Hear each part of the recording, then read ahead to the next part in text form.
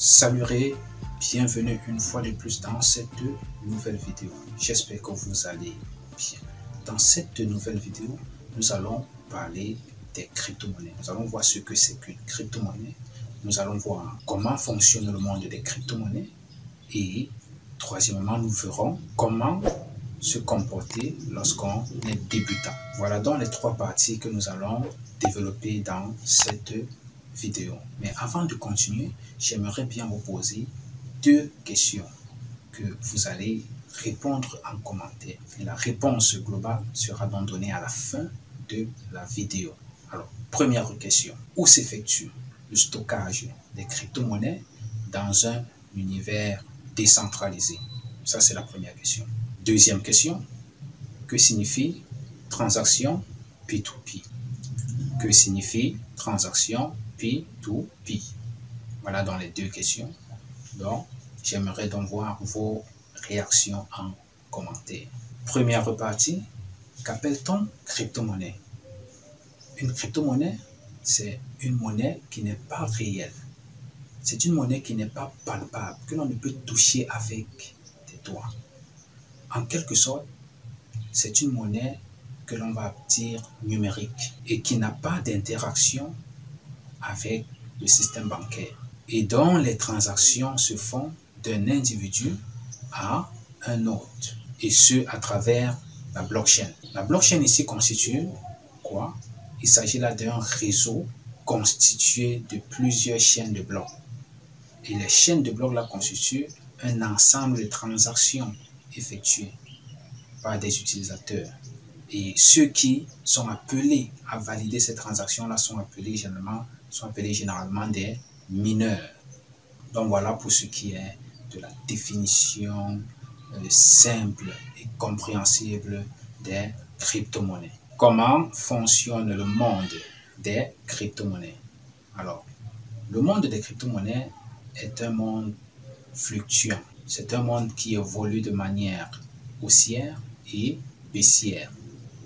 Ce qui veut dire quoi?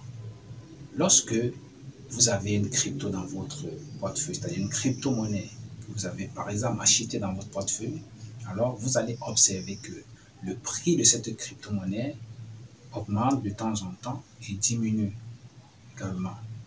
Donc ça fluctue, ça varie. Lorsqu'il y a hausse, votre portefeuille, le solde de votre portefeuille augmente, et lorsqu'il y a baisse, le solde diminue. Donc voilà comment se comporte la crypto-monnaie.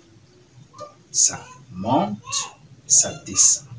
Ça monte, ça descend, et on observe souvent de très fortes hausses et aussi souvent de très fortes descentes. Et tout cela, tout ce mouvement-là ne doit normalement pas vous inquiéter lorsque vous êtes un investisseur conscient. Maintenant, comment s'y prendre lorsque vous êtes débutant dans le monde des crypto-monnaies? Si vous êtes débutant dans ce monde, il est impératif que vous adoptiez, n'est-ce pas, les habitudes suivantes. Premièrement, vous devez d'abord faire vos propres recherches. Vous devez vous informer avant de vous lancer dans une quelconque crypto-monnaie, dans un quelconque investissement en crypto-monnaie. Deuxièmement, vous devez investir dans des crypto-monnaies dont vous seul, vous avez la conviction que ce n'est pas une arnaque. Parce que sur Internet aujourd'hui et dans le monde des crypto-monnaies, il y a beaucoup d'arnaques déjà qui viennent. On vient, on vous parle d'une crypto-monnaie qui va naître, elle va faire ci, elle va faire ça. Et juste quelques jours, quelques semaines après, les gars vendent le lot et s'en vont. Et voilà, le prix de cette crypto-monnaie chute drastiquement et ne reviendra plus jamais à la normale. Et vous aurez donc perdu votre investissement. Là, c'est une arnaque. Troisièmement, ça c'est très important, vous devez investir sur le long terme. Ne pensez pas que comme vous entrez directement dans le monde de la crypto-monnaie, vous allez devenir riche aussitôt. Non, optez pour l'investissement à long terme, sans toutefois céder à la panique. Parce que lorsqu'on est nouveau dans ce monde, lorsqu'on a un actif numérique dans le portefeuille, et qu'on se rend compte que ça perd de la valeur, on panique et on est appelé comme ça à vendre. On est tenté en fait de vendre ces jetons. ne faites pas cette erreur. Si vous êtes un investisseur, ne faites pas cette erreur. Investissez pour le long terme. Parce que lorsqu'une crypto, généralement, baisse, ça finit par remonter. Sur le long terme, ce sera bénéfique pour vous. Mais si vous optez pour le court terme, alors ce n'est pas sûrement indiqué pour vous. Et pour terminer, vous devez normalement observer le mouvement des cryptos pour savoir à quel moment acheter telle ou telle crypto-monnaie. Ne pas acheter la crypto-monnaie lorsque celle-ci est à son ATH, comme moi par exemple je l'ai fait dans mes débuts. Vous achetez lorsque la crypto-monnaie est à son ATH, alors ça va perdre drastiquement de la valeur. Ça va continuer de baisser et baisser et baisser encore. Donc voilà, nous avons terminé avec les 3 parties mentionnées dans cette vidéo. Donc nous allons terminer maintenant en répondant aux 2 questions posées au début. La première question était la suivante. Où s'effectue le stockage des crypto-monnaies dans un univers décentralisé? Il s'agit évidemment d'un wallet. Un wallet ou encore un portefeuille ou encore un porte-monnaie électronique. C'est ça qu'on appelle wallet. Wallet, c'est en anglais. Deuxième question. Que signifie transaction P2P? Alors, une transaction P2P, c'est une transaction d'un individu à un autre individu.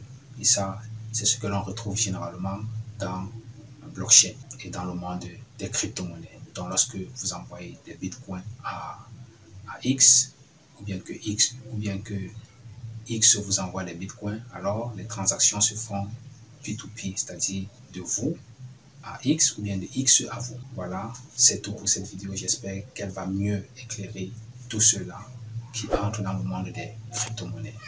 Si vous l'avez aimé, n'hésitez pas à vous abonner à la chaîne et à activer la cloche de notification. Laissez-moi un commentaire et un pouce bleu. Bye bye.